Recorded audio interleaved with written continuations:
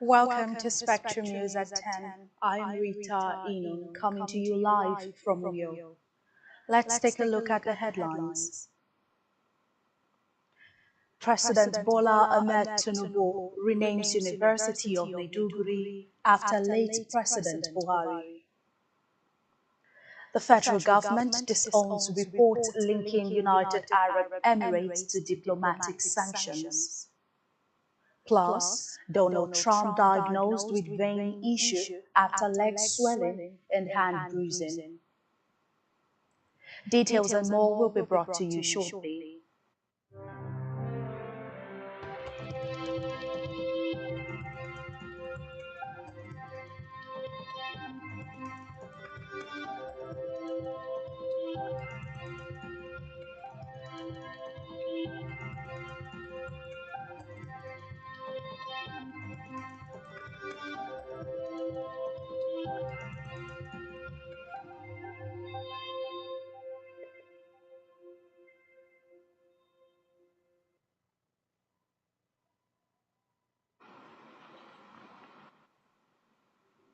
Welcome back to Spectrum News at 10, and many thanks for staying with us.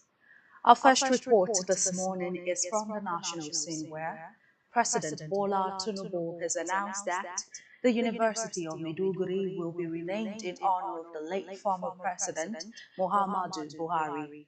Presiding over the Federal Executive Council expanded meeting, Tinubu delivered a tribute celebrating Buhari's life as one defined by discipline, moral fortitude, and unwavering patriotism, while acknowledging that Buhari's record, like all legacies, will be subject to debate.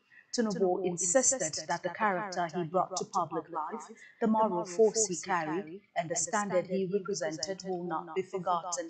Reflecting on their shared political journey, Tinubu recalled how the alliance led to Nigeria's first peaceful democratic transfer of power from one ruling party to another in 2015, stating that renaming the University of Maiduguri after Buhari not only adds a lasting institutional tribute to his memory, but both symbolic and strategic anchoring of his legacy in a region that bore the brunt of insurgency. In the meantime, the Vice President Kashim Shettima has assured that the federal government would uphold the dignity and image of the Buhari family. The assurance was made during the three-day prayers for the repose of the soul of the late former President Muhammadu Buhari in Daura, Katsina State. Acknowledging Buhari's commitment to the national development, the Vice President charged Nigerians not to allow his vision for the country to fade. Shettima expressed Tinubu's appreciation to Governor Diko Rada for the support his administration extended to the federal government delegation during Buhari's burial. He described a sincere and justice-driven leader whose legacy will endure in an African history. Away from that, the Federal Ministry of Arts, Culture and Tourism and the Creative Economy has issued a formal disclaimer distancing itself from a recent publication alleging strained diplomatic relations between Nigeria and the United Arab Emirates, UAE. In a statement signed by the Minister, Barrister Anatu Musawa, the ministry described the article as misrepresentative and not reflective of the views of the ministry or the federal government of Nigeria.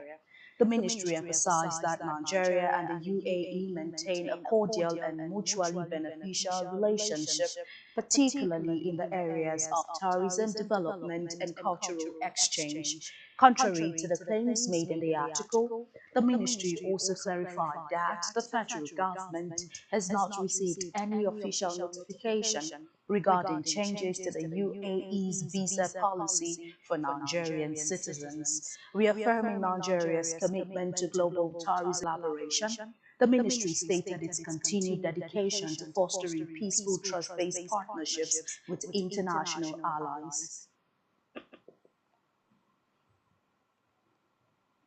In another development, the Minister of State for Foreign Affairs, Bianca Odumegu Ojukwu, has called on Nigerians in the diaspora to help curb the growing trend of medical tourism by investing in Nigeria's health sector. She also urged Nigerians abroad not to regard the United States and Europe as their permanent homes, but to channel their skills, resources, and experiences back to their roots to help foster development. In a statement by the Minister's Special Assistant on Communication and New Media, Magnus Eze, Bianca said the progress recorded in diaspora communities should serve as a blueprint for local development, inspiring purposeful investments and initiatives in Nigeria. On electoral matters, the Independent National Electoral Commission (INEC) has announced an extension of the continuous voter registration exercise in Anambra State. In a statement issued by its National Commissioner and Chairman of the Information and Voter Education Committee, Sam Olumeku, INEC also disclosed that it had received 5 additional letters of intent from groups aspiring to register as political parties. The Commission had announced Saturday, November 8, 2025, as the date for the governorship election in Anambra State.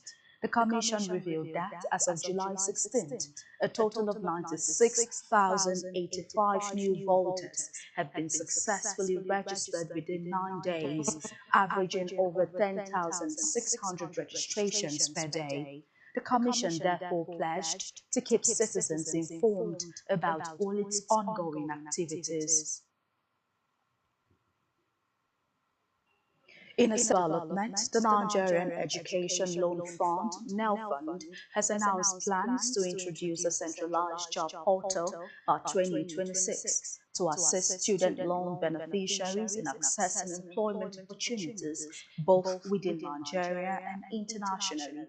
The development is part of broader efforts to enhance the impact of the student loan scheme and support graduates towards financial independence. Speaking during a media engagement in Abuja to mark 1 year since the loan scheme was launched, Nelfund's Managing Director Akintunde Sawyer stated that while the agency did not guarantee jobs, the planned job portal was designed to support graduates' transition into the labor market. Sawyer said the portal will aggregate listings from the public and private sectors, as well as international employers interested in recruiting Nigerians. He also reiterated that student loan repayment would not commence until beneficiaries had completed their National Youth Service Corps and were gainfully employed.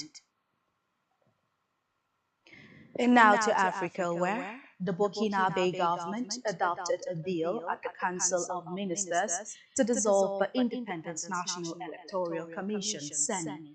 According to Minister of State Emile Zerbo, the decision is part of the government's overhaul and institutional reforms aimed at reducing operating costs. Reports say election management would once again be entrusted to the Ministry of Territorial Administration as it was before 1998. The transition in Burkina Faso has been extended by national meetings until 2029 to rebuild and regain national sovereignty. According to the 2001 law on the CENI, the institution is composed of 15 commissioners, including representatives from political parties and civil society.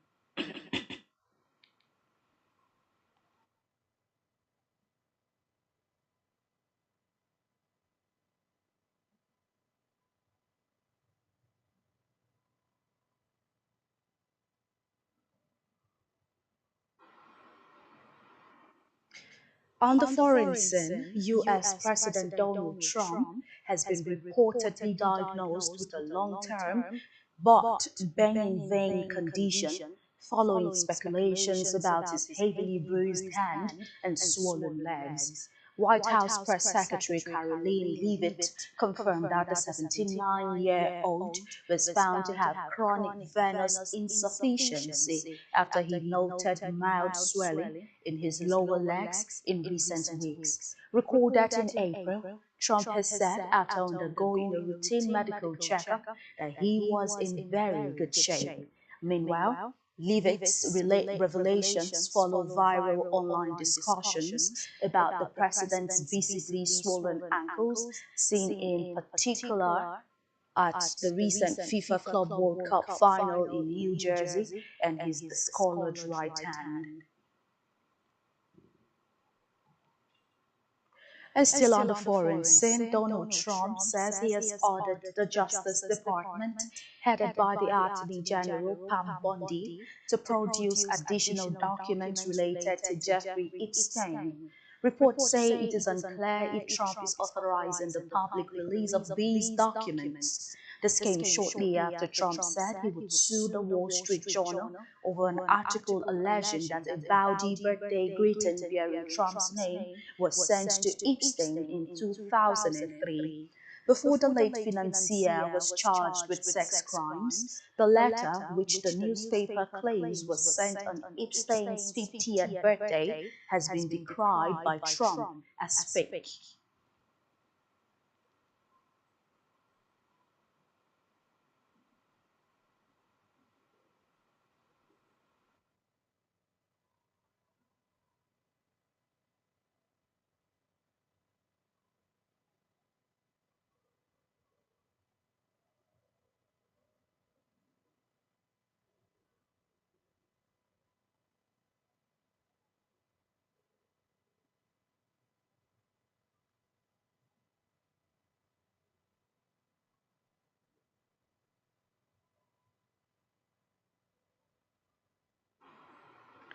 And still to come in the news,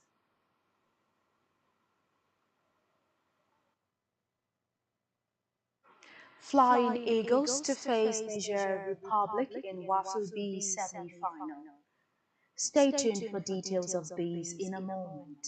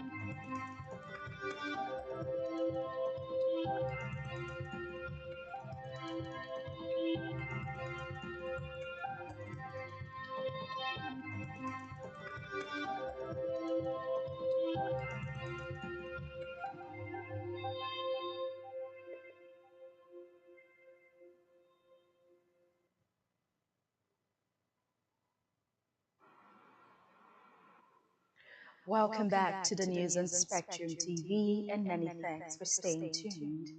Now we go back to the rest of the news. On our business news, the federal government has expressed concern that Nigeria is losing money through excessive unprocessed raw material exports, considering that its GDP in 2024 averaged 19.8 trillion naira.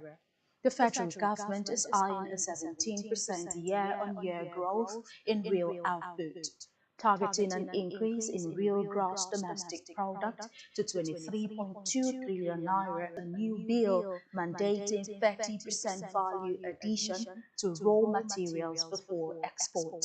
In an interview, the Director General and Chief Executive Officer of the Raw Materials Research and Development Council, RMRDC, Prof. Unayelugu Ike Munonso, noted that the federal government is banking on increased domestic production and reduced raw exports to drive economic expansion.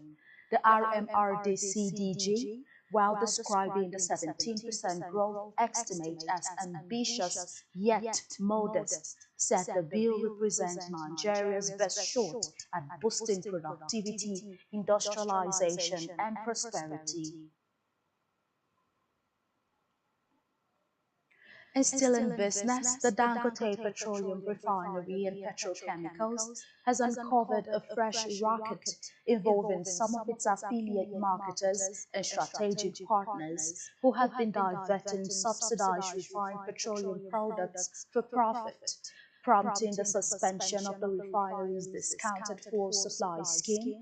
Investigations by the refinery revealed that certain marketers who were granted discounted products meant to ensure affordability and steady supply across retail outlets had been rerouting the loaded trucks to unregistered third-party marketers. The scheme was originally designed to support Dangote's registered affiliate marketers in achieving stable profit margins amid price competition from fuel importers, while also guaranteeing nationwide availability of the refinery's products.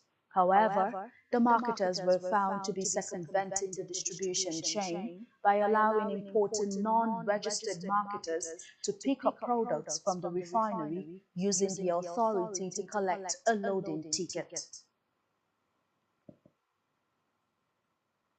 In health, the Ondo State chapter of the Nigerian Medical Association, NMA, has rejected the federal government's plan to review allowances for medical and dental officers in the federal public service.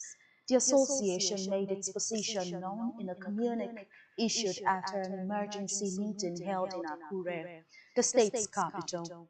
The statement made available to newsmen was jointly signed by the state chairman, Dr. Alonge Olumuyiwa, and Secretary Dr. Olaupa Gideon. The communique reads that the recent circular issued by the National Salaries, Income and Wages Commission concerning the review of allowances for medical and dental officers in the federal public service has raised significant concerns within the healthcare community. The association expressed solidarity with the National Officers Committee of the NNA and backed its demands to the federal government, including the immediate withdrawal of the circular and a 300% salary increase for all medical and dental practitioners. And now to sports, where the Flying Eagles of Nigeria will face Niger Republic in the semi-final of the WAFU B Under-20 Championship in Ghana. The fixture was confirmed following the conclusion of the group stage matches at the competition yesterday. Nigeria finished top of Group A with 4 points from 2 matches. Aliyu Zubairu's side began the competition with a 1-1 draw against the host, the Black Satellites of Ghana. Ghana will face Côte d'Ivoire in the other semi-final tie.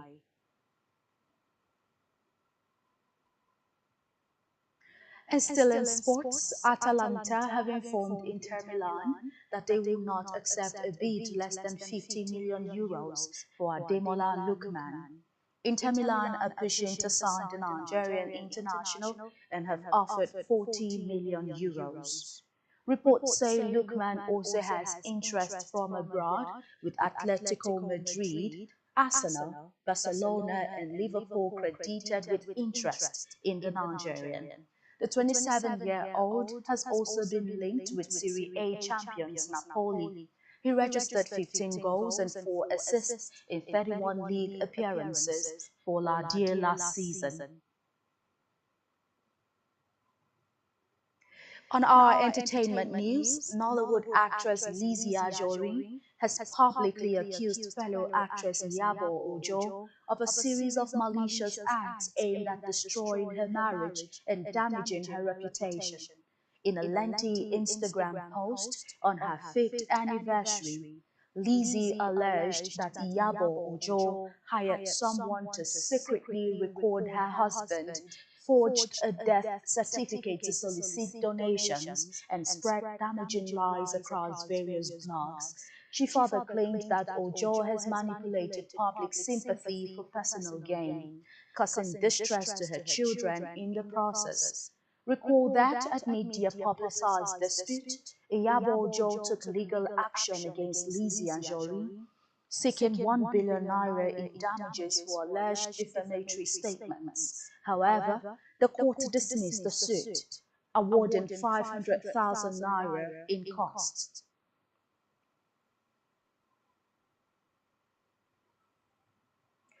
And that's all we have for you at this time. Do ensure to follow us on social media and subscribe to our YouTube channel, all of which you can find on our website, spectrumtvlive.ng. You have been watching Spectrum News at 10. I am Rita Inu. Do enjoy the rest of your day.